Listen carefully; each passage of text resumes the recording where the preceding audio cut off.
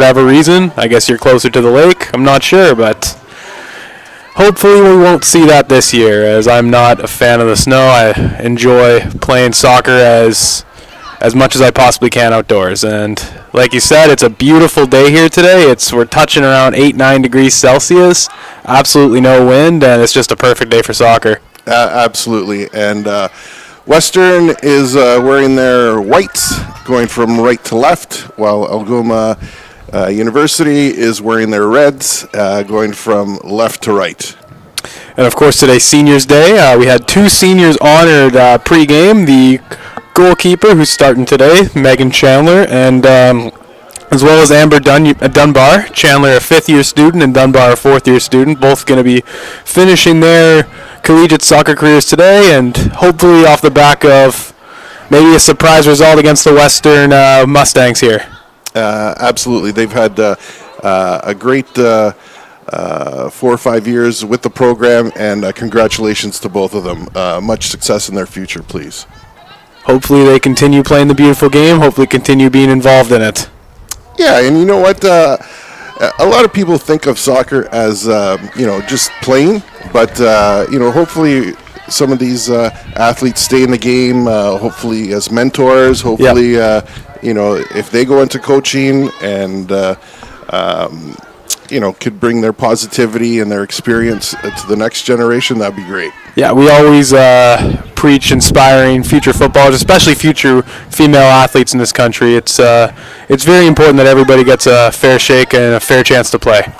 And you know what? The women's program at the national level has had some success, and is spawning more and more girls to stay in the sport a lot longer, and that can only benefit Canada as a whole. So absolutely, congratulations to those 2 athletes. And this team, though, very young. A lot of the players are first years.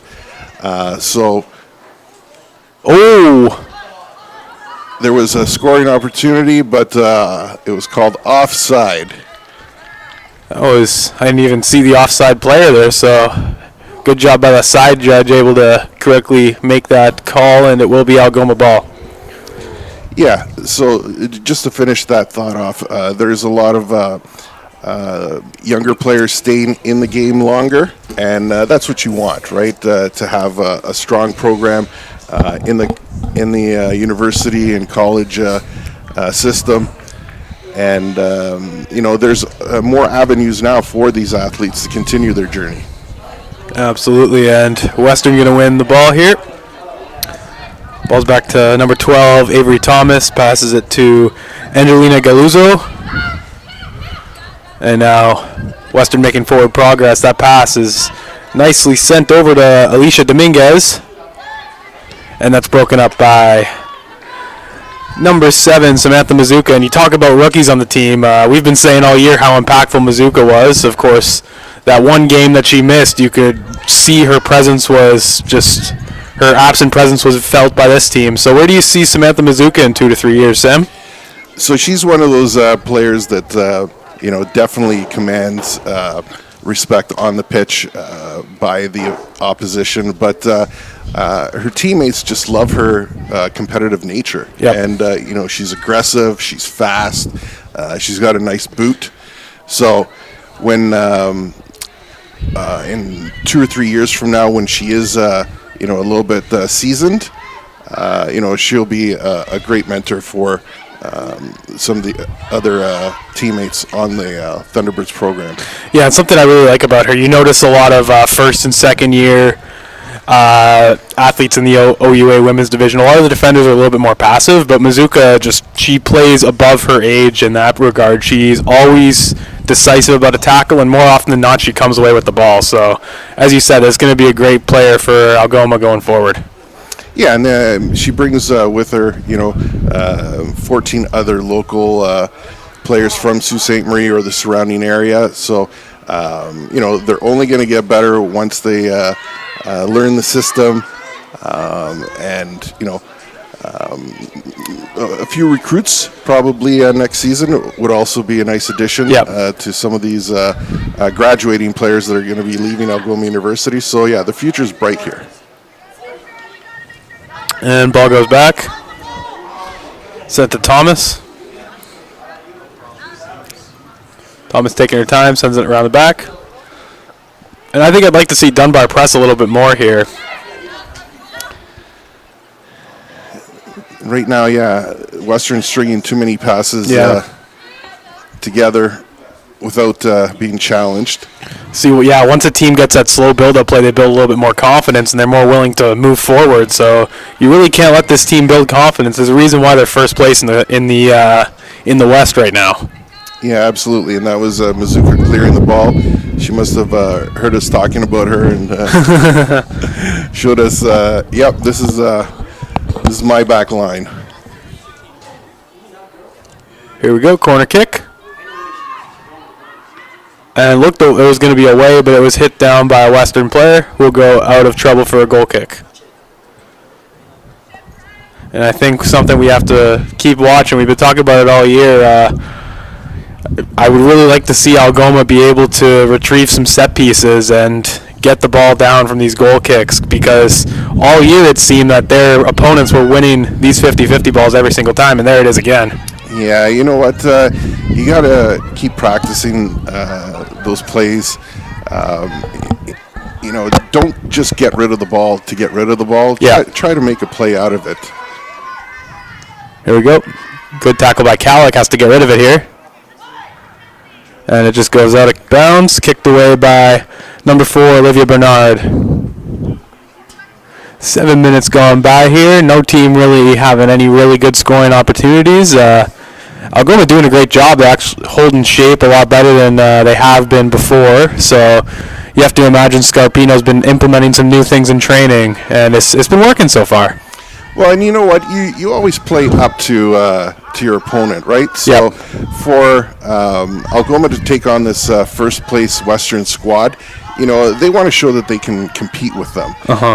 On the opposite end, hopefully Western doesn't take Algoma too lightly, because that could work to their detriment, especially if Algoma gets on the board quickly.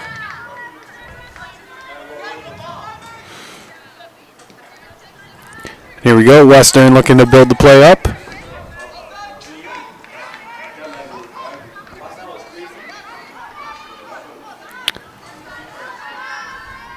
And kicked away by Bernard.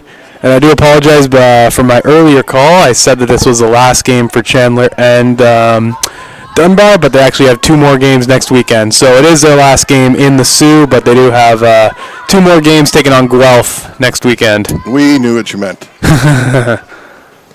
The season just flew by for us, right, John? It did. When I interviewed Harrop a couple weeks ago, we talked about how quick the season is, but you don't really realize it until you're in the thick of it. We had 2 weeks in a row we were here, and then we had like 2 more games, and it felt like it just felt like it was a blink of an eye and it was all over. Well, hopefully we get to do it again next campaign, John. Yeah, I think we'll be calling some playoff games for at least one of these sides next year. Absolutely. Again, the 2 sides are built a lot differently, right? Yeah. I mentioned that out of the on the women's side, there's 14 local products. On the men's side, they do a lot more recruiting, and they've got players from Nepal, Colombia, Japan, the Netherlands, England. And those are going to be great ambassadors in the future when the program continues recruiting. Yep, and you do say that, but however, there is a couple local guys. You got Taylor Barker and Noah Zeppa. Speaking of Zeppa, you should go to ouasport.ca and vote for him to stay as Player of the Week. He is, I believe it's his 3rd week reigning as the best play in Ontario. And that was wild. It was. I was scared I broke our producer Jay's eardrums when I screamed into the mic, because that was the best goal I've ever seen live in my life. Oh, absolutely. We were so ecstatic for him and for the program. If you haven't seen it, ladies and gentlemen, please go on and take a look at his bicycle kick. Yep. You can just type in OUA Sport on Instagram, or you can go to OUA. I think it's just OUA, and it'll come up. And he's beaten some great other plays in the OUA. There was a couple of great touchdowns. Yep.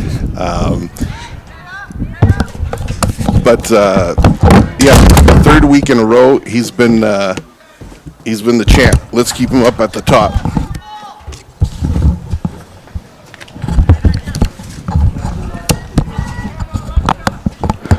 All right, ball goes out for a goal kick.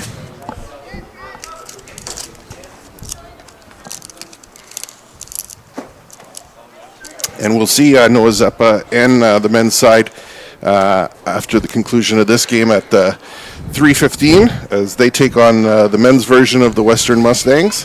Yep. Oh, what a hard hit. Yeah, it was definitely. She definitely got the wind knocked out of her. That was number 8, Mackenzie Bellotta, taking a shot. Hopefully she'll be okay. I don't think it'll be anything too bad, but she definitely is going to need a couple seconds to take a deep breath here. And you know what? These student athletes are tough. She didn't come all the way on the bus to get subbed out at the 12-minute mark, that's for sure. And here we go, play resets. And nice tackling. You got to switch the play, just not a great pass. Looking for Amber Dunbar, but she's not going to be able to get there, and Western's going to play from the back. Ooh, back heel, didn't really have a target, but unable to make anything of it.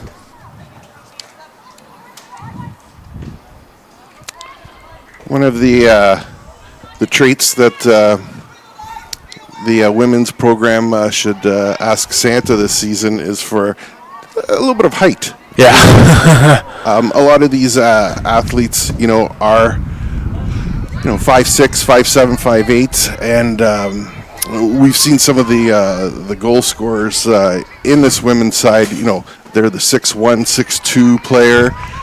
So let's see if St. Nick can deliver us a 6'2", 6'3" forward.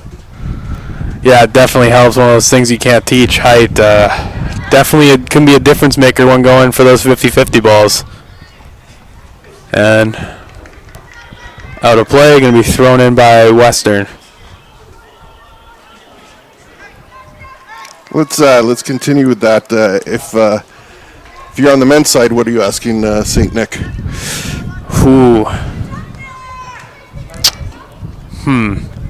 Less yellow cards. Less patience. Yeah, right? maybe a bit more patience when going in for tackles. Of course, you love the aggressive style, but you got to think that a game like York, where you're down 1-0 and then Sandoval gets his second yellow, you got to think that game's going to be different if you got 11 guys, even if it's 1-0 or fight for a draw or something. But yeah, they also had 7 yellows against Laurier that weekend last month, so I think that's going to be the main thing, is a little bit more patience in the tackling.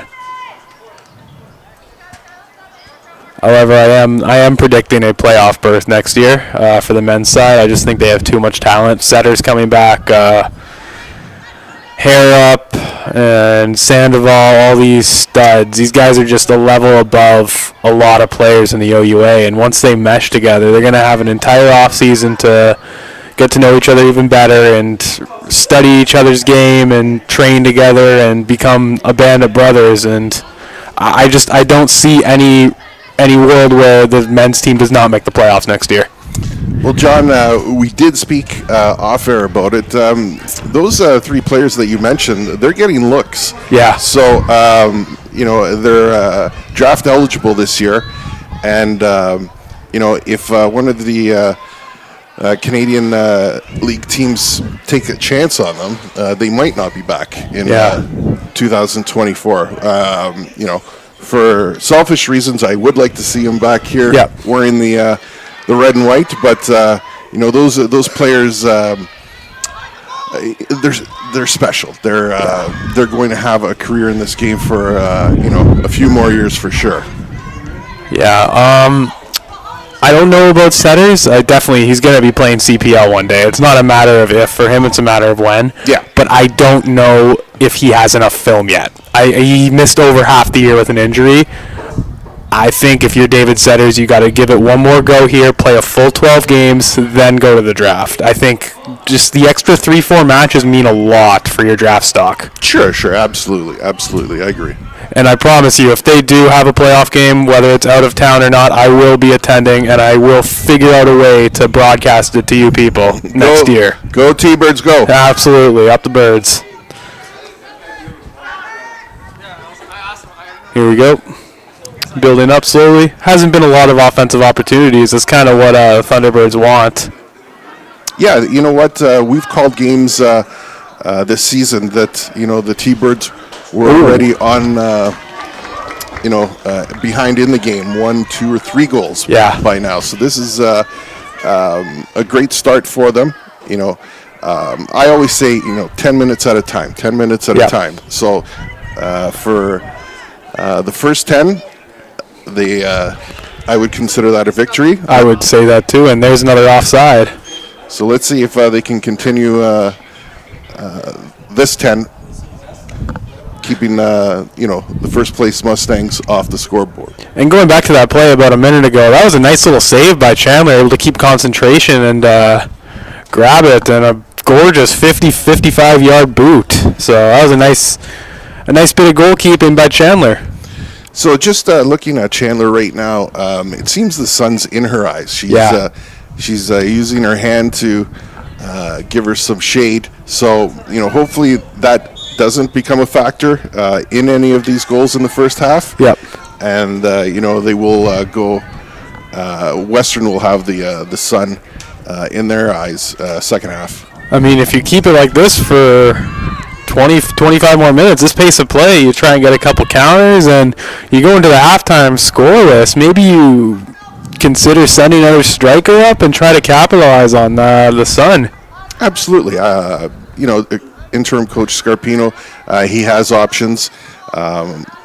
They do learn different plays each and every week, so maybe he's got something, in the toolbox that they want to showcase on the pitch.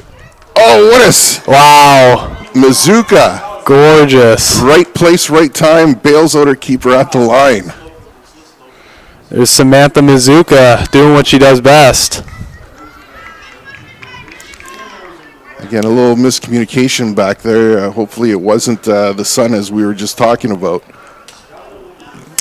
Yes, definitely isn't what you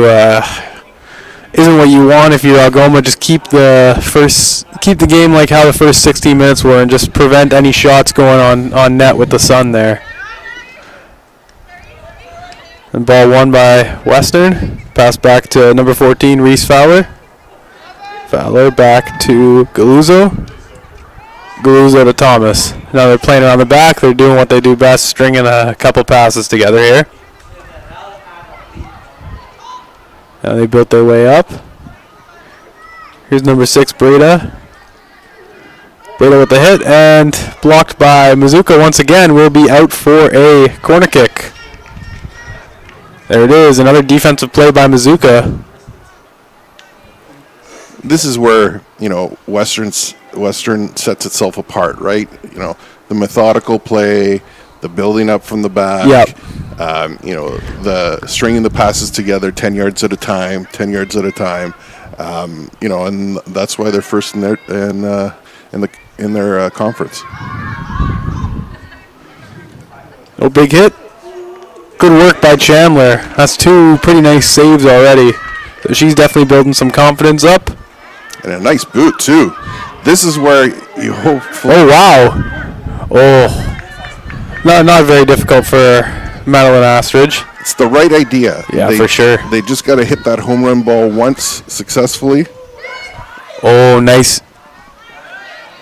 That was a nice feed to number 27, Hannah Vickers, but keep her in the right place at the right time. Chandler's been doing a good job of keeping the game scoreless. Hasn't had to work too hard, but has made the routine saves. And that boot is just, that's what you want. It's good. The ball's going the right way. And here it is. Here comes Naslevar. Take a hit. Oh, up and over. That's the best chance of the game for either team so far. Alexa Naslevar. And interim coach Scarpino is happy with that effort. He's applauding on the sidelines. Yeah, you got to be. That was great. That's how Algoma will get a result here, is just force Western into making bad plays and capitalizing on them.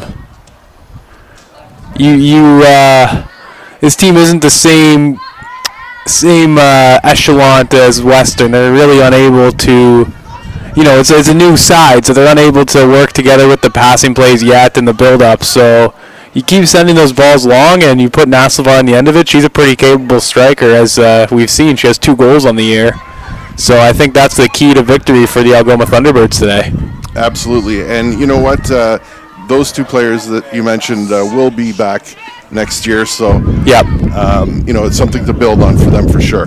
I think Naslevar is going to be in contention for most improved next year. I think she's shown a lot of flashes. She works really, really hard on the pitch, so she keeps that intensity up over the off season and trains hard. I could see her having a breakout year next year. We'd love to see that. We always want our student athletes to have success both on and off the field. That's a foul against Western.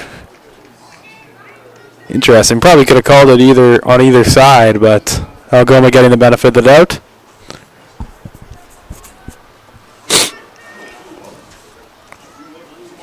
And Mazuka to take the free kick. As you mentioned as well, John, this is the last home game for the Thunderbirds, but they will be playing 2 more games next weekend to finish this campaign. Unfortunately, both sides will not be making the postseason this year. Yep.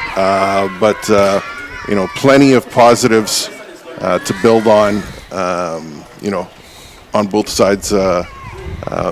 In the men's program and the women's side as well. Western being patient. Balls to Galuzzo. Galuzzo with a nice run at it. Oh, back heel going nowhere. And not the right play by number 18, Killerin. Has to kick it out of there. Can't just let that happen. You got to make a play on the ball. Here we go, Western with the cross. There it is, Mazuka saving the day once again. And now on the counter, you have to look to do something here. Ball's going to go right past the Western defender, but she's going to catch up with it. Dunbar's got to keep pressing. Unable to make anything happen there, but... So I like Dunbar's speed, and I like Dunbar's intensity, but at some point in time, she's going to get tired. Yep. And if I was a coach on the Algoma sideline, I would, get a fresh pair of legs in there, even for a few minutes, just to give her a break. Yeah, of course, in the OUA, you're able to sub players off and on again, so that might be a good idea. I think you get 6 substitutions during the game.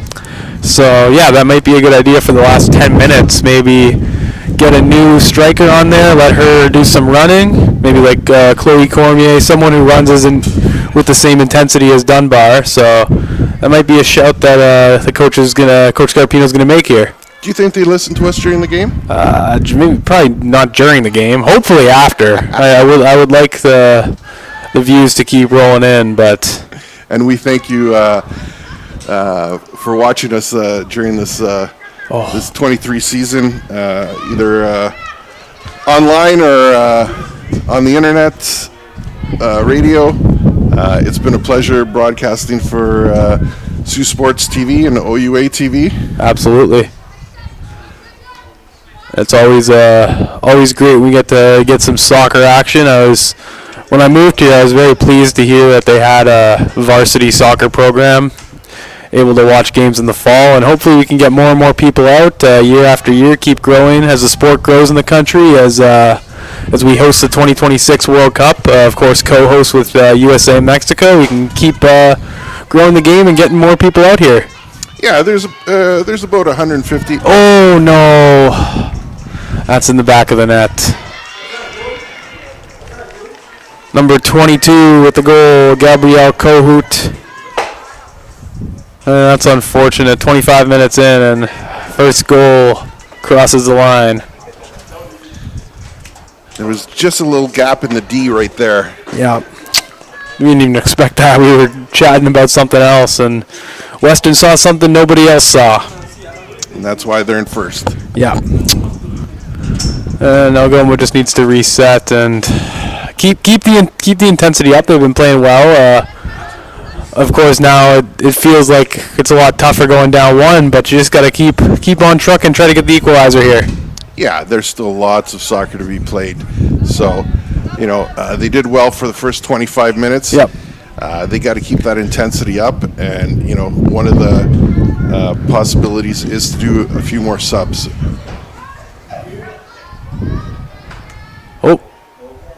Oh, it's in the back of the net too.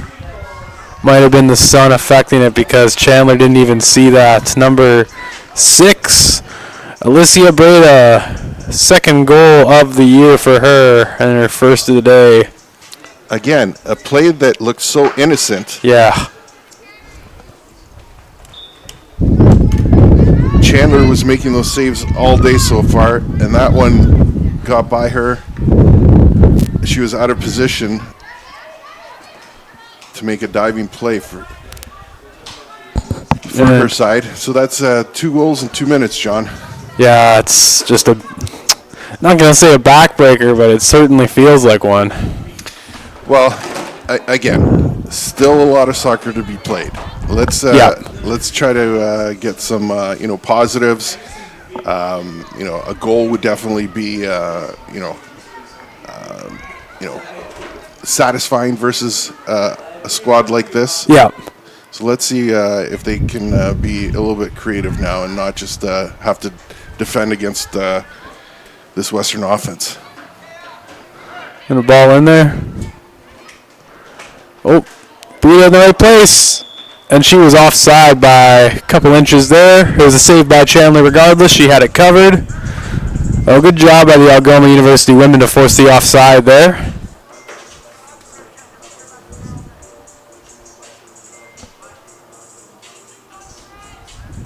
And here we go. I was saying earlier there's about 100, 125 fans in the stands, family, friends, fellow students. So it's nice to, see the support that the side is getting from Sault Ste. Marie. Here we go. Kicked away by Mazuka.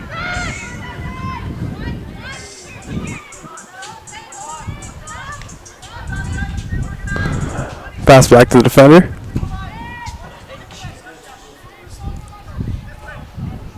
And now Western building up.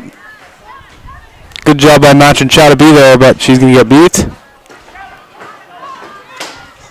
And kicked away by Calic. Going to be a throw.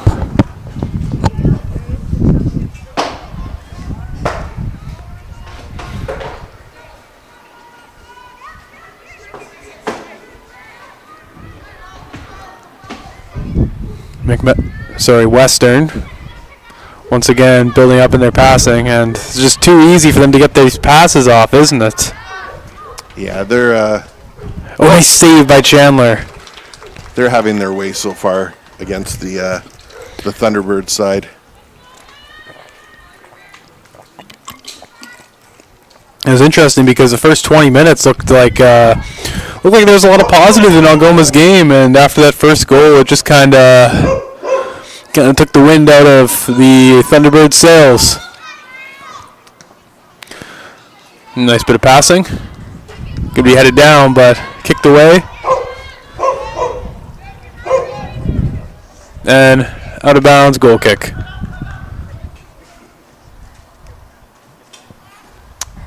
Just over 30 minutes played so far. If you've just tuned in, the Western Mustangs are playing the Algoma University Thunderbirds. It was scoreless until the 26th minute when the first place Mustangs first got on the board by Gabrielle Kohut. Yep.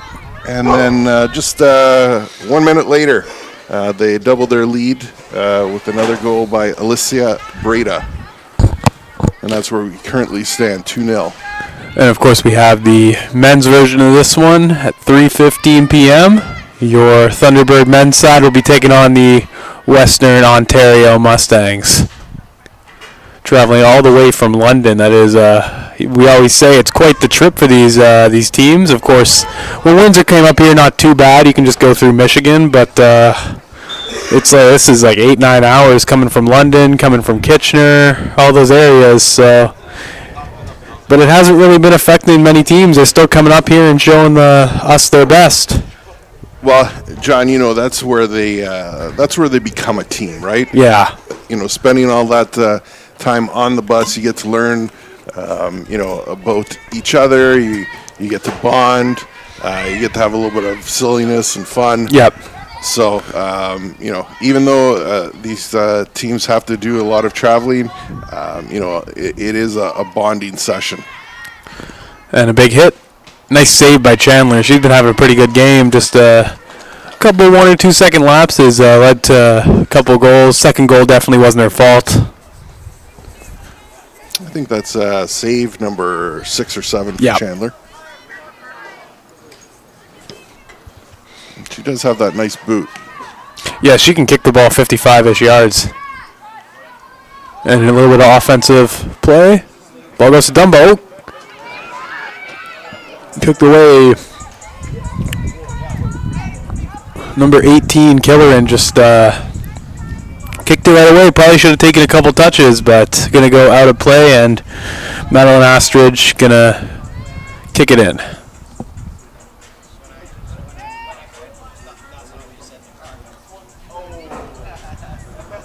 And here we go. Here comes number 22, Kohut, with the 1 goal. She's making a couple moves, making Calic miss. Gabrielle Kohut making a couple plays here, kicked in, and out of play will be a corner.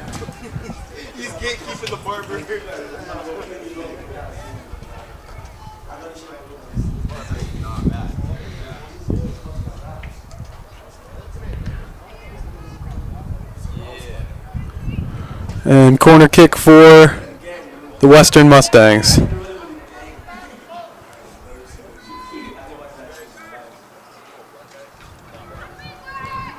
Oh!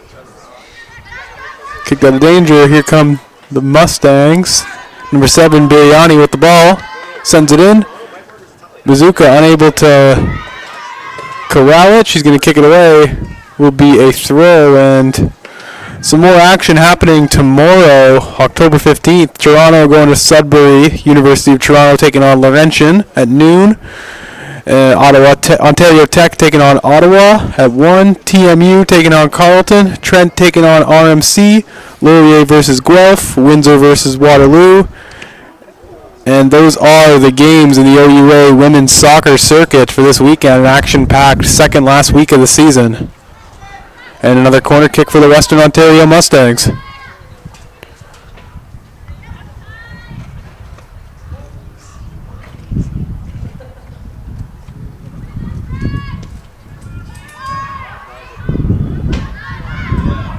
And sent in. Ooh, nice block by Calic.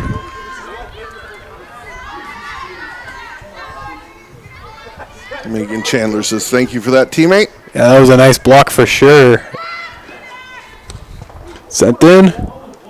There's the ball. Oh! Easily corralled by Chandler, and we only have 10 minutes left in the first half. Just reached the 35-minute mark.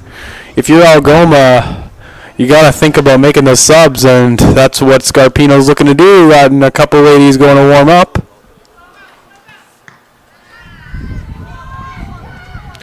Ball was corralled by Maya Lankin. Back to Vickers. Vickers back to the keeper, Astridge.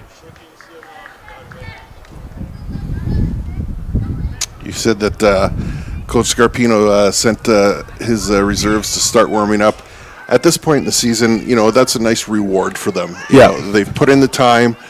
They've attended, practices 5 days a week, and then they play on the weekends. So the ones that don't see regular action, that's how you win players over. Absolutely. You reward the effort.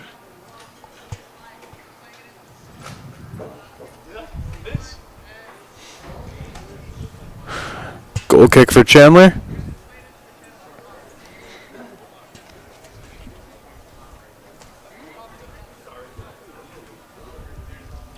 Taking her time to send this. And sent to midfield. Oh. I saw a hand there. Nice tackle, and here comes Western. Here comes number 14, Reese Fowler, making her way up the touchline. Makes a move, looking for a pass to number 22. And a nice hit, but Cahoot's shot saved by Chandler.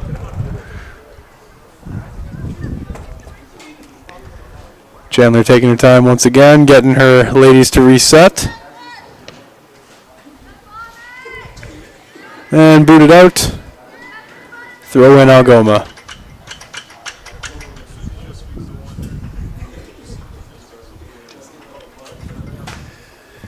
John, I've been playing this game and watching it for, most of our lives. Yep. Do you ever think that instead of a throw-in, they'll do kick-ins? Well, in indoor soccer, in most levels, I believe it is a kick-in. Yeah, but for the outdoor game. I doubt it. I don't see if it ain't broke, don't fix it, right? I personally like it. You can tactically do a long throw-in, and I just don't see that ever happening personally. Well, just an idea. If you could teach a player never to use their hands, in this game. Yeah. It's definitely a good idea to think about. When you first teaching younger children to play the game, do kick-ins, because you never ever want to have your hands around the ball. Yep, and that's what they do. Yeah, until age 10, then they start the throw-ins. Oh, and corralled by Chandler. Would you make any rule changes? Well, as a former striker, I'd get rid of offside. That's what I'd do. But no, I can't think of any. Maybe the 6-second rule, because it's, if you remember the 2012 Olympics, the goaltender, I believe it was McLeod, against the United States, got called on the 6-second, and it led to a United States penalty. Yep. So I think we can get rid of that, because that's arbitrary. And that was complete. I'm not even speaking from a biased perspective. That was complete nonsense. Yeah. That was one of the worst calls in world football history, in my opinion. Wow. Okay, we'll say women's world football history. Oh, okay. But still, that is one of it was shockingly bad, right? Yeah. No, I understand that. They did implement it for a reason, because back in the day there was a lot of wasting time. Yeah. Change it to a delay of game. Do something different. I don't think it should be a pen, though. I think that's crazy. Sure. When a nice free kick hits the upright, but... How about changing all kicks to direct instead of indirect? Like all into... Like free kicks can be like anywhere on the pitch? Yeah. Yeah, I mean, if you can hit it, you can hit it, right? I don't mind that. Of course, in indoor, that's what I was familiar with. I played a year of indoor soccer with the Confederation team. Did a couple tournaments down south. It was all indirect except for pens, and that works kind of for that setting. So maybe if you're playing on a smaller pitch, you can tinker with that a little bit. But I don't see many rule changes coming. The one thing I don't like right now is how they're restructuring the Champions League. I think you're kind of cheapening the idea of it, trying to get more and more teams in and getting rid of the groups. Like I said, I'm a big proponent. If it ain't broke, don't fix it. I don't think they needed to do what they did, and that is a way. Well, you mentioned Champions League. I don't like what they're doing with World Cup. Yeah. They're allowing 2, 3, 4, 5 teams now to be co-hosts. Yeah, that's And, crazy. In the Euros, I prefer one country. Yeah. I think 2030 should have been Uruguay, Argentina, those countries to celebrate the 100 years. Sure. But I think in subsequent World Cups you can do Morocco's been wanting a World Cup forever. How awesome would that be with all the culture in North Africa and all the food, all the vibrant colors? I think that would be awesome. Go back to Africa. Because, and again, 2010 was probably top 3 most successful World Cup of all time. Well, they Saudi Arabia brought in a number 9 into their country to do that same thing, be an ambassador, try and win the World Cup. Oh yeah, right. And number 9's Ronaldo. Everyone. Ronnie, yeah. They're going to push hard for to get on the global stage. Here we go, Dunbar. Nice run, but unable to do anything. I think she should have maybe had someone running with her, and I see a new player out. Looks like Cormier. Oh, no, I am completely mistaken. I read a different number for someone. That was 19 Taya Shackleton, who's been on the pitch all game. So I do apologize for that. But Western is the aggression, just able to win the ball and win a throw. I don't think there'll be too many minutes added on for extra time. It was a pretty clean first half. Yeah. No cards. So with 3 minutes left, maybe tack on another minute. So if you're the Thunderbirds going into halftime, down 2 to the first place Mustangs, you're kind of happy that it's possibly not more, but those 2 goals, probably shouldn't have went in anyways. Yeah, but you look at it, I was just about to say it was 2 minutes of a lapse of concentration, and that was shocking. Oh my goodness. That's unfortunate for the Lady Thunderbirds. We're now going to be most likely going into the dressing room, 3 down. That's number 6. The first-year social science major, Alicia Breda, with her 3rd goal of the year, 2nd goal of the day. So she's an early front-runner for player of the game for the purple and white, for sure. As soon as we were saying something, it happened. But you can't be too upset. This Western team is a powerhouse. Western is a football and a soccer school. That's what they're known for. You can't be too upset with being down 2 or 3. You have to be kicking yourself for those mental lapses and make sure they don't happen, but a team like Western, they're going to pounce on you. So if I'm interim coach Scarpino, I say, okay, they got 3 on us this first half. Let's make a goal for ourselves. Let's limit them to no goals in the second half. There was a yellow card given out. It looked like it was, I believe it was Mark Wallace that is going to be receiving it, Alois Mark Wallace, but I will confirm that in a minute. I believe we both looked away at the wrong time.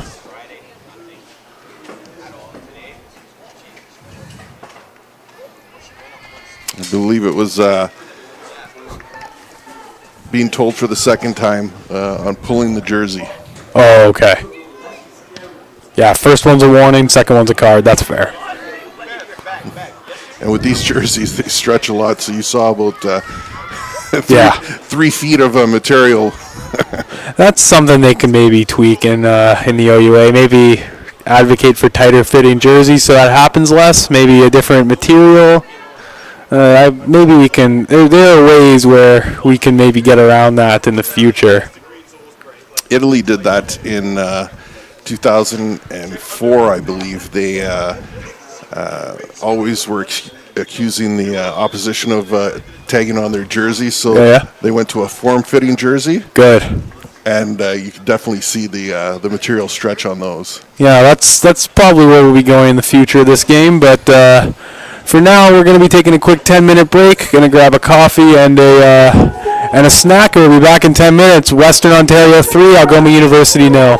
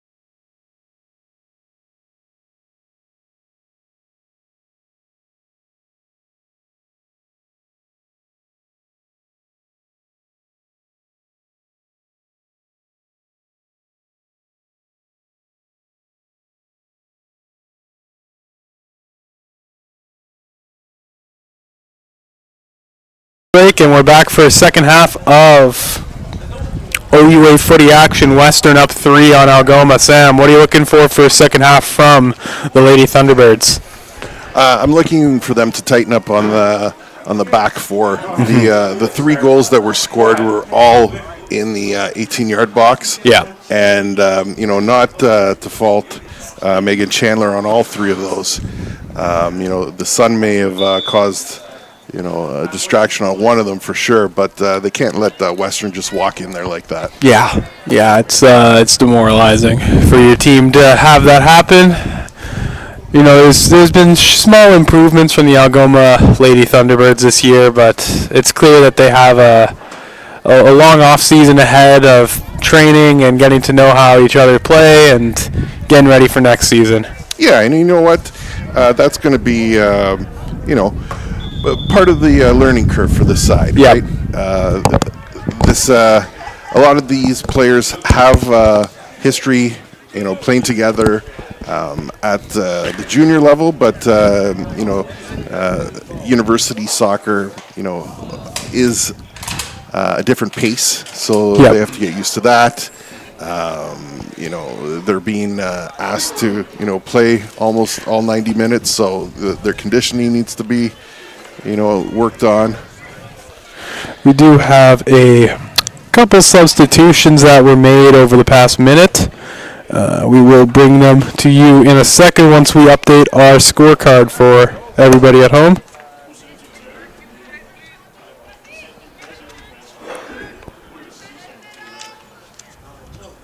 And here we go, Western. Building up from the back. And on the Algoma side, number 16, Madeline Clement, will be on for number 18, Berlin Killoran. That was the lone sub that the Lady Thunderbirds made. And going to be a goal kick.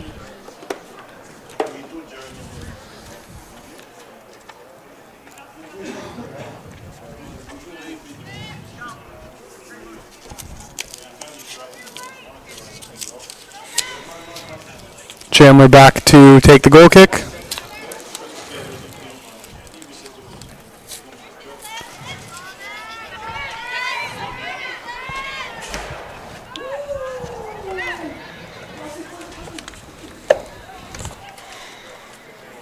And now on for Western, we do have the substitutes ready for you. Number 10, Talia Lewis, will be taking off number 27, Hannah Vickers. Number 16, Tessa Dubois-Phillips, will be taking off number 6, Alicia Berta, and number 15, Reese, will be taking off number 7, Biryani. So 15, 6, 10 in, and 27, 6, and 7 out. And a nice save by Chandler as she gets set. 2 minutes gone in this second half. And Western pushing. Algoma wins the 50-50 ball. Clement has to be able to put that at her feet, is unable to. And nice tenacity by Clement, and here comes Dunbar. Keep pressing. Oh, Dunbar's there. Kicked away by the keeper, but that's what you wanted for the Thunderbirds. Out of bounds, Algoma ball. So in the second half, Algoma is going from right to left. They're wearing their reds. And Western is going from left to right, wearing their whites. And for the second half, they will have the sun in their eyes. That did cause Chandler a little bit of problems in the first half. So let's see if they can capitalize against Astridge.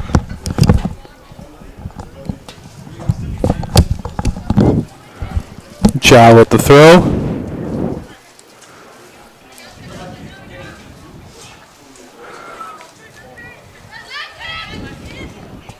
Kicked away. And it's there for Clement. Clement versus Fowler. Fowler's going to win the ball, and she's going to continue her run. Switched. Number 8, Bellotta with the ball. Bellotta passes back to Lewis. Pass through the midfield, and there's too much time for Western to have the ball here. Nobody is able to get it away from them. A nice move. That ball's won by Mark Wallace. She's going to lose it right away, and Wallace on a yellow card. She has to be careful.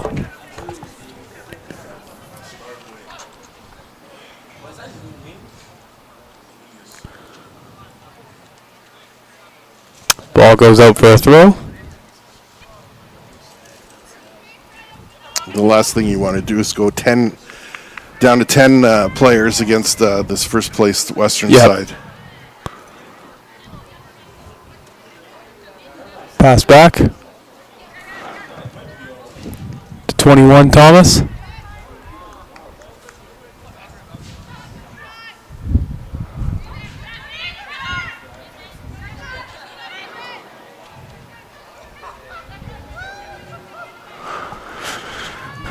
You can't let teams, make 5, 6, 7 consecutive passes on your in your back end. Yeah, that's exactly what Western is doing. They just have they're able to control the ball and not really give Algoma any chance. Nice pass to the middle. It's there on a plate. She's still going. Chandler's going to keep position, going to hit the crossbar and go out. Will be a goal kick for Algoma. Again, they walked right into the 18-yard box. Another foot the other way, and that could have been goal number 4. Yep. The Algoma D has to be more aggressive and start boxing the Western forwards out. And just a team like Western is just a powerhouse, and it's a humongous school. It's one of the biggest schools in the entire country, so they have just such a pull when trying to recruit athletes. We had a player from Thunder Bay, Julia Henriksen, go to Western. She still currently goes there, is just not playing on the team anymore. And it's someone who takes a biology, like a science, so you have a lot more programs to choose, the diversity in programs, larger school. Of course, there's benefits to going to a smaller school, but it's just an uphill battle when you're kind of one of the smallest community in the entire league, right? Absolutely, but you know what? Nipissing University in the other conference has had a lot of success this season. So, it's just recruiting the right talent, putting all the pieces together at the right time. Goal kick. I wish we were playing the Laurentians and the Nipissings. It's more of a natural rivalry. Yeah, absolutely. For Algoma, playing McMaster, it's nice to see them. They're very successful, and on the men's side have won 3 championships in the last decade. Yeah. And Western and Windsor, these are teams that do have a large base to recruit. And it's hard. Your 10-year-old program, the men's side's only been around for 10 to 11 years, correct? Yes. Yeah, so it's something like that. I think the women is pretty similar, maybe only 8 or 9, but definitely only around a decade old, right? So I take it from a personal example. The Lakehead basketball team has been around for 55 years. They have a rivalry with McMaster because they've seen them in the playoffs like 30 times. They've had fights. They've had chippiness almost every single time they play. Sure. You got to be able to grow the rivalry from something. If you're not competing, I think a geographic rival is just something that might help Algoma. So I think they should really look to play Laurentian and Nipissing, and I think they should really try and restructure that because you'll save money on travel, the OUA in general as well. Sure. You know what? Maybe you keep the Windsor. You keep you keep Western. Maybe add Guelph over. Because Guelph is an hour north of Toronto, so that does make sense, yeah. Yeah, and then perhaps you want to stay out of the Toronto yeah. area, right? The 3 or 4 teams in the Toronto area, and then you can go. They can keep Queens, and they can keep Ottawa. So yeah, realignment might be something that could be looked at in the near future or in the future. Yeah, I think even if you I don't know if you can get rid of conferences as a whole. That's kind of something that's happening around sports a little bit. Look at the NBA kind of getting away from conferences a bit. So maybe that'll happen, and it'll be a lottery of whichever team you play. Even that might make a little more sense. So you see different teams every year. But yeah, I'm not sure. I think realignment might be something the OUA might want to look at. Yeah, because I know that you are from Thunder Bay, Yep. but here in Sault Ste. Marie, we always have a rivalry with Sudbury. Yeah, of course. That makes sense. Yeah, in football and hockey, men's side, women's side, it doesn't matter. So, we don't like them, they don't like us. Yep. And, that's what makes it, the players thrive off that. Of course they do. They want to make a difference. They want to make a spectacular play because it gets the home crowd fired up. Yeah, imagine a guy like Luke Harrop or Sandoval with the added pressure or the added fire rather of playing a rivalry like Laurentian or Nipissing. Like it would be electric here. Absolutely. I think you'd get a lot more people out too because people would be like, oh, it's the Sioux versus Sudbury.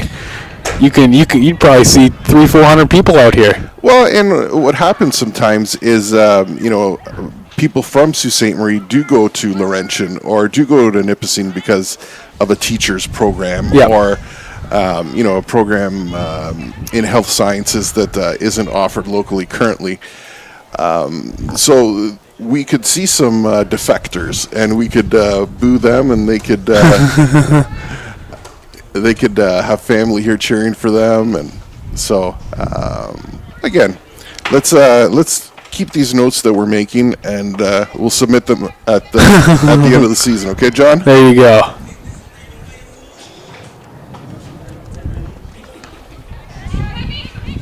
Ten minutes into the second half.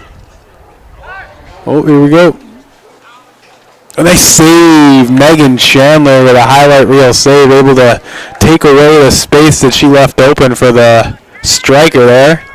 You know what? That was Samantha Mizuka that helped out her keeper. She got her foot in there just at the last second. Yep. If the Western striker was able to have a clear shot, it might be a different talking point, but Mizuka bailed her out to keep the scoreline at 3-0.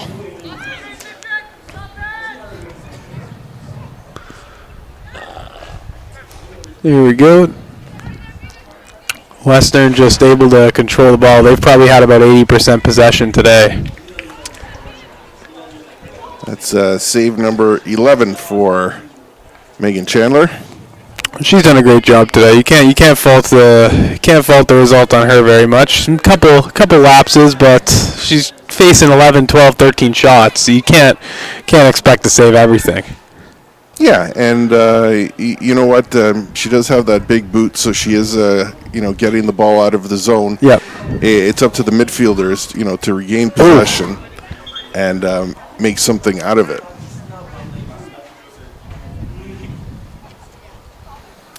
Western has some of their reserves up and warming up. Could probably see them going to the bench pretty soon.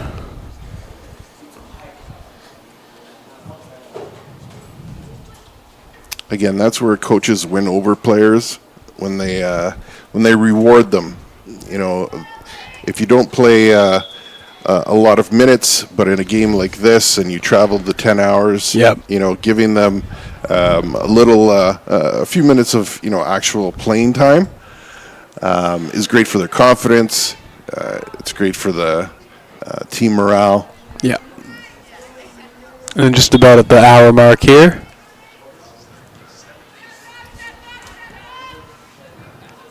Now Salvar stepping up to the ball. Western able to make a couple passes here. And they've had no issues of completing their passes whatsoever. They're probably at a 90% completion rate. Yeah, and now they're starting to loosely dangle and make that extra step. Yeah. I think this is completion number 10 coming up. Yeah, that's really unacceptable. Like, against any team. You can't let them get 10, 12, 13 passes on you. Big shot, goes wide. Yeah, that was 13 passes that they were able to spring together.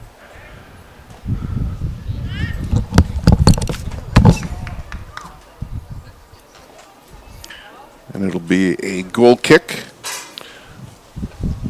for the Thunderbirds.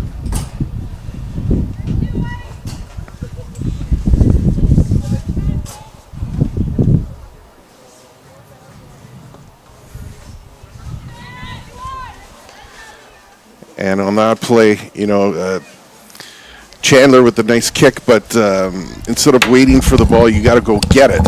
And that's what Western did. Yeah. Well, they're just a tenacious team. I think tenacity is the word you have to use when you describe this Western team. 8-1-1, and I think the score doesn't really show how dominant they've been this afternoon. Sure.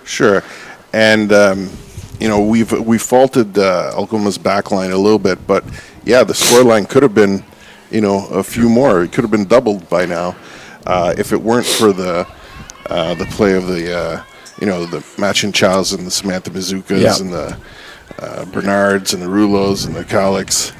Well, you have so many multi-goal scorers in their midfield. You have Fowler, who has 3 goals, Bellotta, who has 2, Vickers, who has 1. You can find goals anywhere on this Western team, and the fact that it's 3-0 is just an absolute compliment to Algoma's back line. Yeah, you know what? If they hold on to this scoreline, I think they'll be pleased. Yep. It'll be something that they can build on going into the last weekend of the season next week. But for the next 30 minutes, they're going to be in tough. Yeah, for sure. And ball's going to go back, and here's Dunbar fighting for it.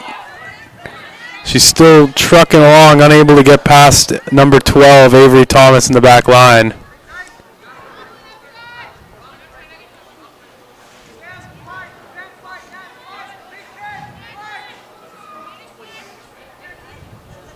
Western making a nice few passes, sent across.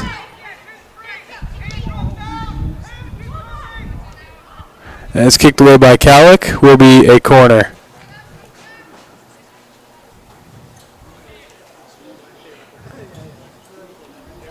Something that we mention every game, and we're mentioning it again today, pretty quiet on the field. Yeah.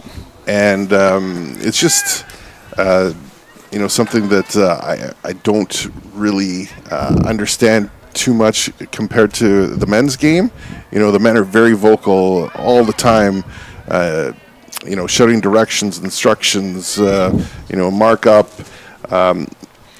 When you're calling games for the women Thunderbirds side, very, very quiet. Yeah, it's something that they really, really need to focus on in the off season. They got to really work on being more vocal with one another, and it might be a reflection of what the score was. I assume they had the lead against Brock for a lot of the game. I assume they were more vocal when they had the lead, but it doesn't matter. You have to be vocal for 90 minutes, and you just have to focus on that regardless of the scoreline. Yeah, when you have a leader in the back end shouting instructions, that's like another coach on the field, right? So I think you have to look to Mazuka to be that. She's a first year. I think in 2-3 years she's going to get more comfortable with being that leader, and she has the skill to be that leader right now. But I think it's just her understanding what that means for her side, and I think she's going to be wearing the armband next year, in my opinion. Yeah, an excellent candidate to do so, for sure. We've got a couple substitutions. It looks like 3 substitutions for the Western Mustangs. We will bring them to you once we confirm them on our score sheet here.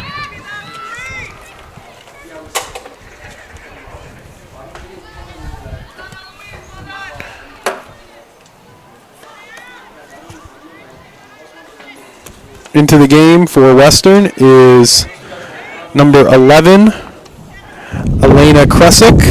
In for number 12, Avery Thomas. And one of my cards just went flying. Just give me a second here, ladies and gentlemen. A little windy here in Sault Ste. Marie at the Superior Heights field. And the second substitution is number 2, Lauren Shabbat, in for number 19, Galuzzo.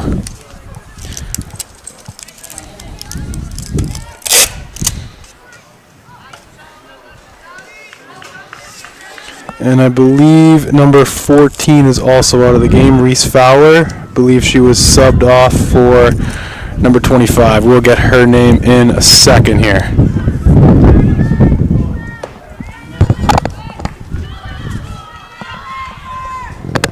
Okay, so it's a Kresick and Shabbat in for Galuzzo and Thomas, and the mystery Western Mustang in for Reese Fowler. So we will get back to covering this one.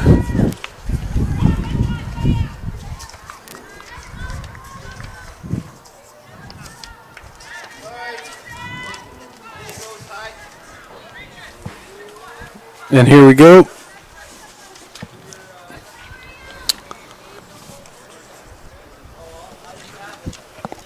Going to be a free kick in a pretty dangerous spot for the Algoma Thunderbirds, hoping to make something happen here.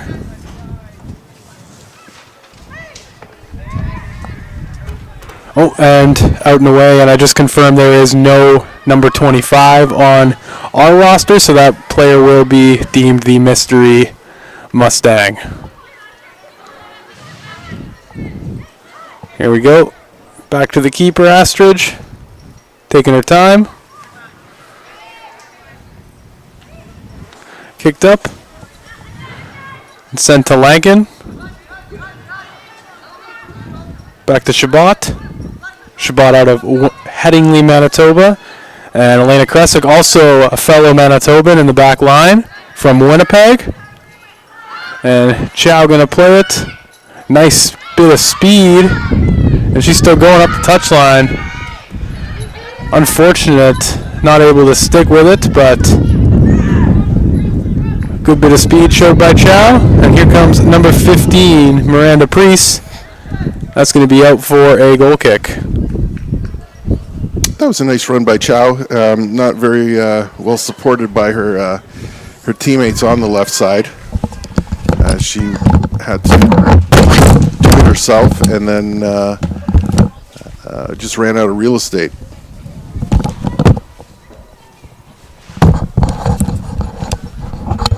Getting a bit chillier here at Superior Heights, as Sam was just mentioning a few minutes ago. Wind picking up, so I'm going to throw the jacket on. Now that's a nice toque. Who are the Bulldogs? The University of Minnesota Duluth Bulldogs. I was hoping someone would ask me about them. They are one of the best college hockey programs in America. Nice. And Amsoil Arena in Duluth, Minnesota is... it reminds me a lot of the GFL. They have a nice little walk of fame for all the UMD players, and if you ever get a chance to go to Duluth, I highly recommend going to a Bulldogs game. They actually 2,000-3,000 people at a women's game in the afternoon, and everyone comes back for a men's game at night. It's pretty awesome. Oh, good to hear. Good to hear that sports, play a role in a lot of communities. In the northern part of both countries. Yeah, it's one of those towns in America, 60,000, 70,000 people, but it's just there's stuff to do everywhere. For people listening at home, Sault Ste. Marie, Ontario has a twin sister in America, Sault Ste. Marie, Michigan. Yep. And we're just separated by a bridge. There's Lake State Superior University across the river. And a lot of homegrown talent goes over there. Great hockey program. Yes, very. And I remember back in '93, they won the national championship. Oh, yeah? Yeah. So 1993, you have the Blue Jays win, the Canadiens win, the Sault Ste. Marie Greyhounds win, and the Lake State men's hockey team win. So that's quite the year for if you're a Siouxite. Yeah, 3 out of 4 ain't bad. Well, the Islanders had their time. I was going to say, I'll let you guess which one Yeah. I was against, but yeah, we're anti-Montreal. Fair enough, but, well, Mike Bossy, one of my dad's favorite players of all time. Hey, are you calling me old? No, I never even told you how old my dad was. he could be 35 for all you know. I'm older than that. But you're not doing well to dance around this one, John. I was just complimenting the New York Islanders, which is something that doesn't really happen very often. I appreciate it. But you know what? They're building something. They got Barzal. They got a couple good players. They're a fun team to watch. Opening night tonight against Buffalo. Oh, yeah? Yep. Yeah, Buffalo is also a team that's going to be looking pretty good. They just re-signed Owen Power to a monster contract. You know what? Let's talk about that for just 2 seconds here while Western has possession. A lot of these players that are getting these, 7-year, $7 million contracts. Devin Tays got one yesterday. Yeah, he did. What would Mike Bossy make in this era? He would have to make more than Matthews. Yeah, he was a better player than Matthews for sure. Think about it. That was right before guys started making really good money when Gretzky came in and the game grew. So they probably lived a probably pretty exciting life being on the road with the guys all the time. But they didn't have huge houses or anything like that. No, they lived in regular neighborhoods. Yeah. What would a Yari Curry make right now? Does he make like Draisaitl money? Is McDavid, Gretzky? I think it's, but if you look at it, you think of a guy like Yari Curry, you think of a guy like Mike Bossy, I think his role would be a little bit different in today's game. I think he'd be a lot more passing. Obviously, you don't see 8-4, 7-5 games anymore as much. So I'm not sure, but those guys would all be making north of $10-11 million. And it's a penalty kick for the Western Mustangs. It's going to be directly in the right pocket. Got a little ahead of ourselves chatting. And it will be a 4th goal for the Western Mustangs. That was pocketed into the right corner very nicely.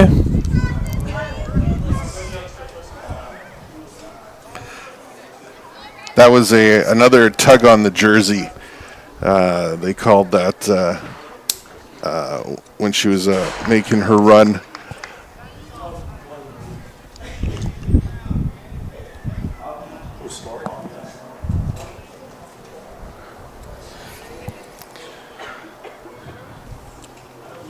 So Western now with a 4-goal lead with about 15 minutes to go. And here we are. I think there's a lot of positives with this Algoma team. Definitely more so than what we saw last month, where they got drubbed by Windsor and had a couple tough losses. But I think I like their shape. They hold shape a lot better. I think once the communication is there, they'll be a lot stronger defensively.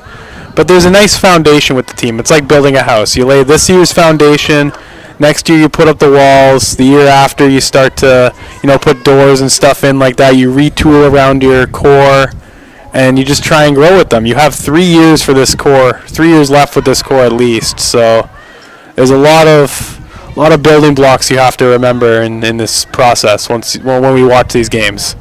Yeah, that's a good analogy. Sault Ste. Marie is a blue-collar town, so a lot of people definitely understood where you were going with that one.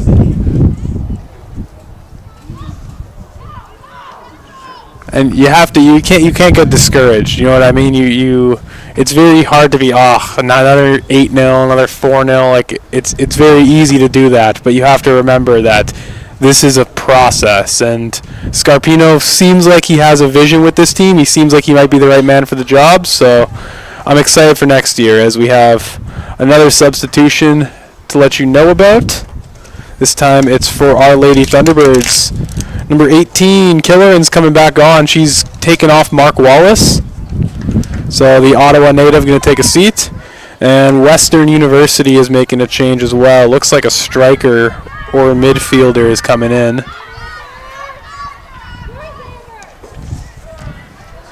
And ball gets moved around by Western.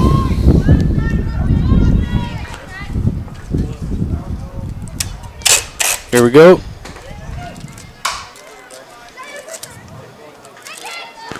Machin Chow, nice boot, and I just got the sub. A midfielder, I was correct. Mackenzie Blott will be coming out for Victoria Ufels, number 8 out for 9.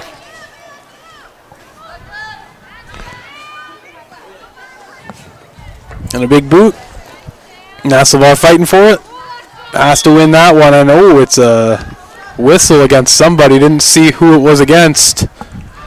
Oh, I guess it's against the Western Ontario Mustangs.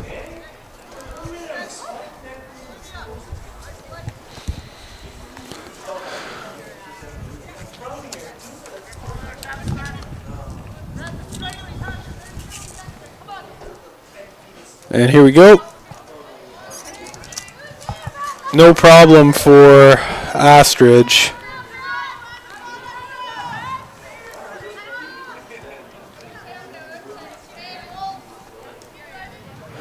And Western building from the back, sends the ball through. Sends the ball to Priest. Number 10, Talia Lewis with the ball on the touchline, making her way up the pitch. Lewis passes it back to her midfielder. Working it through, switching the play. And a big hit. Saved by Chandler, nothing doing there. 4-0 for the Western Ontario Mustangs, 76th minute of this one.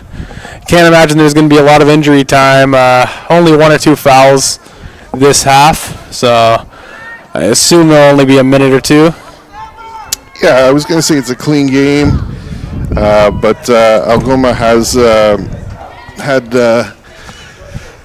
started to let a little bit of their frustration show on the pitch. Yeah. Obtaining a few cards, and then that last one on the penalty kick.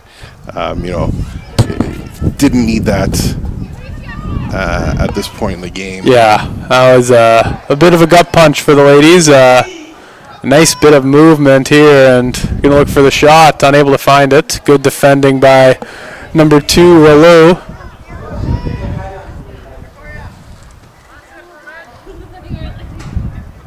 And it's going to go out of bounds. Goal kick for the Thunderbirds.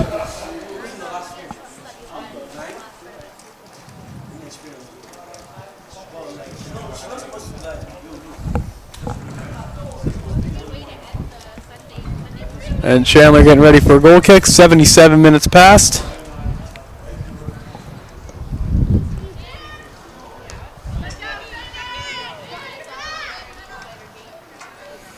You thought that with the sun against them, against Western this half, that Algoma would have tried a few more, through balls or long distance shots, just to test the Western keeper.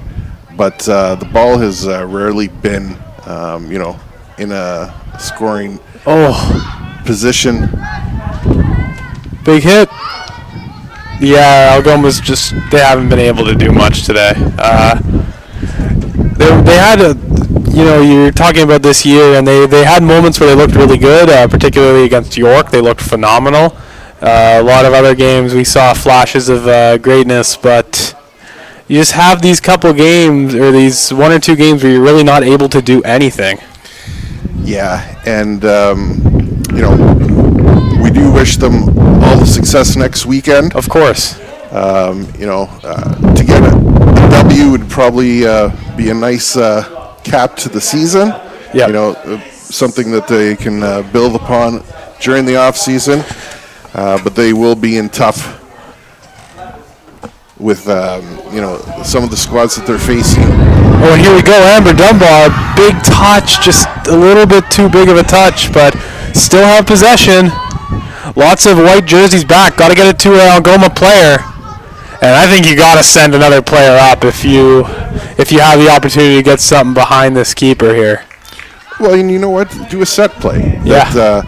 I had one play, I called it Fangs. And, you start with one and then you put a second player up like two teeth, right? Oh, yeah, like on the wing? Yeah. Yeah. Even that's better than just having one striker against 4 defenders, yeah. Yeah, because then the goalie has to make a decision, Do they stay with the player with the ball, or do they, will they be in a position if the player does make the pass over? Yep. So that's where you gotta, you need a player with a great left foot, and you need to make those set plays. You can't use it all game. You have to use it in situations that, like this one. When you're down 4, take some tricks out of the playbook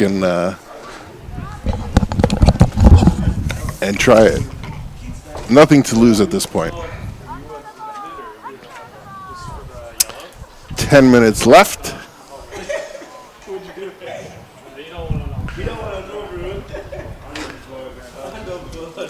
Well, you have 1 or 2 match bets.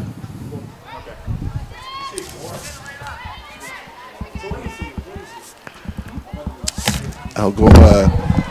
Oh, this is going to be a nice opportunity. Oh, she had all the time in the world. Got a little too excited and took the shot. Yeah, just that's another thing with these Algoma strikers. Nasselvar, she usually is pretty good with her timing and when to make a shot, or take a shot rather. But a lot of other Algoma strikers get a little bit nervous in front of goal and to rush their shot a little bit. You're not going to get anything past a team like Western by rushing your shot. You really have to stay composed and look for your opportunity. And you know what? Again, it goes down to minutes, right? A lot of these Algoma players just need to see more field time. There's the core that have played, most of the minutes this season, especially at home. So Coach Scarpino does have his bench up and warming up to possibly give a few minutes to some of the other members of his squad. And right after this one, we got at 3:15 the men's version of this one. The Western Mustangs taking on the Algoma Thunderbirds. Should be a great match for this one. And the big story going into this one is Luke Harrop serving a one-match ban after a red card. Won't be in the center back position today. So we will see how the Algoma men respond to that and how they'll line up today. Western throw, I believe. Yes. Oh, just not a great touch. Nasselvar tried to make something of it, but drew the foul. Will be Algoma ball. Get a quick pregame prediction for the men's side. Sam, what are you thinking for this one? Western's middle of the pack. Yep. So, again, you play up to your competition. This men's side has been, snake bitten on a few occasions. I'm gonna say 4-2 Western. 4-2 Western. We're gonna get on the board. Yep.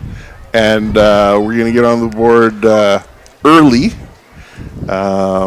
Then Western will do what they do. Yeah. And the comeback we'll try the comeback, but it'll be too little, too late at that point. I think if we stay out of foul trouble early, I think we get at least a point. I think Algoma likes the opportunity to be a spoiler, kind of mess with Western's playoff chances and mess with their seeding right now. I think that's gonna be something Andrew Chuck's gonna want to say, boys, this is something we can do and build on. And you know what? We've been treated to a few great games that the Thunderbirds have secured a point either late or they had the lead and let it go due to a penalty kick. Or, but it's been a lot of fun watching the men's side.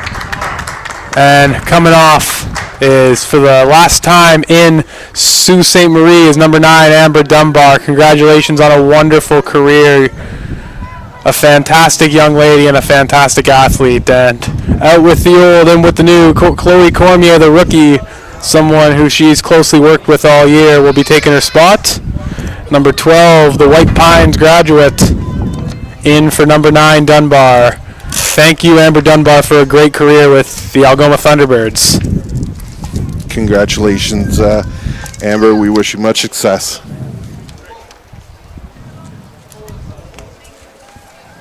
Definitely a nice send-off. Got a nice round of applause from everyone here.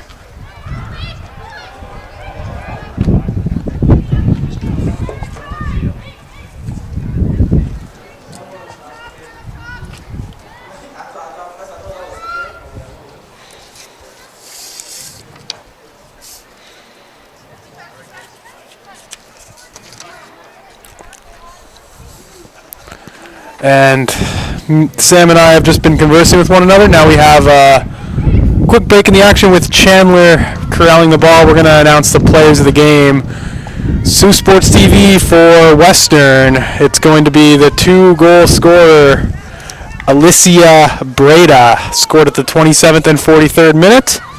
And your women's player of the game for Algoma, we just spoke about her great intensity and tenacity, and she's a fantastic player. Amber Dunbar, congratulations, you're our player of the game. Breda and Dunbar, your Sioux Sports TV players of the game.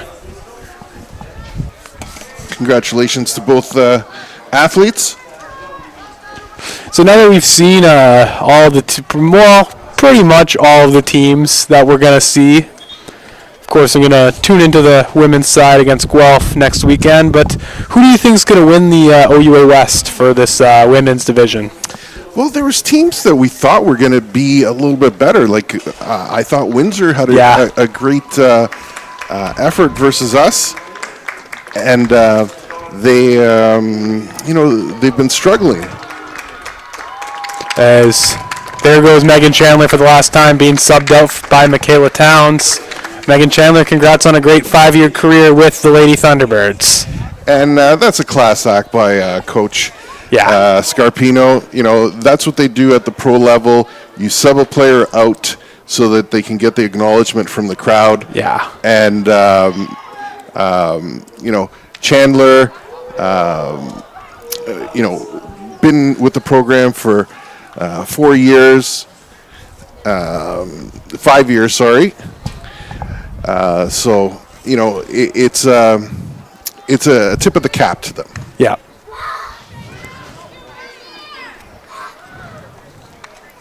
And she's receiving a hug on the sidelines right now by the Algoma staff. That's wonderful. Yeah, she's had a great year with her pen kick save early in the year and made some pretty good saves. So that's something the Algoma Thunderbirds didn't really need to worry about. Both Towns and Chandler are pretty solid keepers. Yeah, and they've been fun to watch. Towns got hurt in practice one day, but she was tough as nails and made it back on the pitch the week after. She came back the next day, I remember, yeah. These student athletes, you got to remember that they're students first. Right. Go to classes, 20 hours a week, and then, practice 5 days a week, travel the other 2 when they're not playing at home. So, kudos to them. Their discipline, their dedication. It's tough being a successful student athlete. Yeah, it is. It's always student athlete, not athlete student, right? End of the day, your education comes first. So that is something that is very exemplified with both programs. Some of these athletes are some of the top in their classes.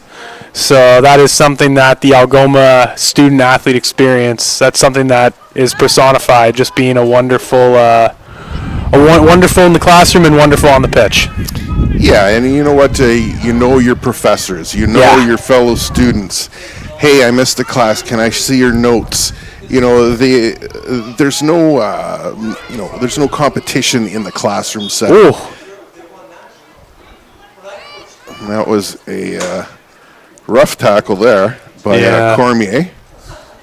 I think I don't think she meant anything by it. That was just you time it late sometimes. That's ball, right?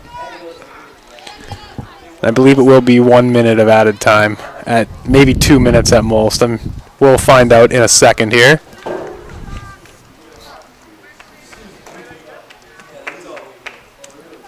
And the Western player is back up and ready to accept this free kick.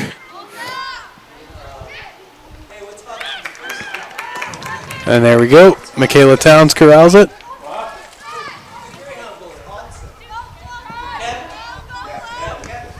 Oh, and That's another player got her back. you ever hear the saying, revenge is a dish best served cold? Well, There you go. I don't even think the plate was off the table at that time. There you go. Just a shot for a shot. Nothing wrong there. That's sports.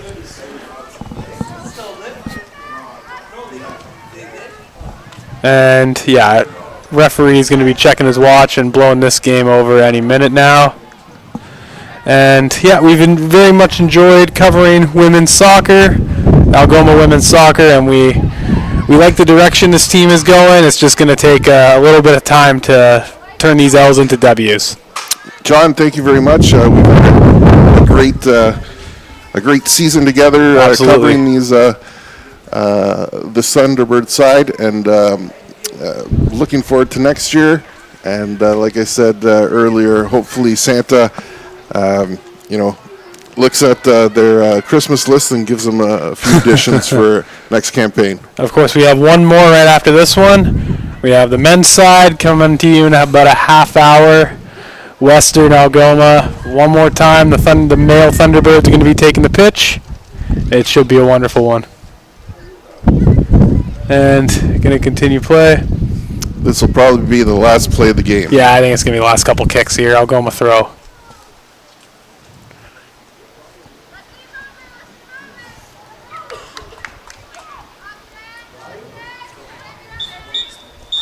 There are 3 whistles to indicate the final game. That's going to do it for your Algoma Thunderbirds home season. 4-0 L to Western. Lots to improve upon, lots to grow with, and we will be back in a half hour covering the men's side for John Ostrowski, for Sam Sestero. My name is John Ostrowski. We will see you in a bit.